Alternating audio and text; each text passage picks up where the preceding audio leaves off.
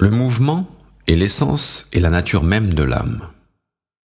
Tout corps, en effet, qui est mu par une impulsion du dehors est sans âme. En revanche, tout corps qui reçoit le mouvement du dedans, c'est-à-dire de lui-même, possède une âme, puisque la nature de l'âme consiste en cela même. En conséquence, s'il est vrai que ce qui se meut soi-même n'est point autre chose que l'âme, il résulte de cette affirmation que nécessairement l'âme ne peut avoir ni naissance ni fin. Mais j'ai assez parlé de son immortalité. Il faut maintenant traiter de sa nature. Pour montrer ce qu'elle est, il faudrait une science absolument divine et une explication très étendue. Mais pour se figurer ce que peut être cette âme, une science humaine et une explication plus restreinte suffisent. Nous parlerons en suivant ce dernier point de vue.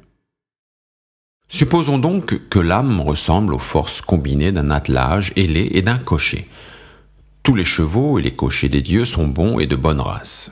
Ceux des autres êtres sont formés d'un mélange. Chez nous, d'abord, le chef de l'attelage dirige 2 chevaux. En outre, si l'un des coursiers est beau, bon et de race excellente, l'autre, par sa nature et par son origine, est le contraire du premier. Mais pour quelle raison un être vivant est-il donc désigné tantôt comme mortel, tantôt comme immortel ? C'est ce qu'il faut essayer d'expliquer. Tout ce qui est âme prend soin de tout ce qui est sans âme, fait le tour du ciel tout entier et se manifeste tantôt sous une forme et tantôt sous une autre. Quand elle est parfaite et ailée, elle parcourt les espaces célestes et gouverne le monde tout entier.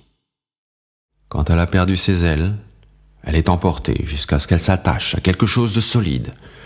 Là, elle établit sa demeure, prend un corps terrestre et paraît, par la force qu'elle lui communique, faire que ce corps se meuve de lui-même. Cet ensemble, composé et d'une âme et d'un corps, est appelé être vivant et qualifié de mortel par surnom. Quant au nom d'immortel, il ne peut être défini par aucun raisonnement raisonné, mais dans l'impossibilité où nous sommes de voir et de connaître exactement Dieu, nous nous l'imaginons comme un être immortel, ayant une âme et possédant un corps, éternellement l'un à l'autre attachés. Platon, Phèdre.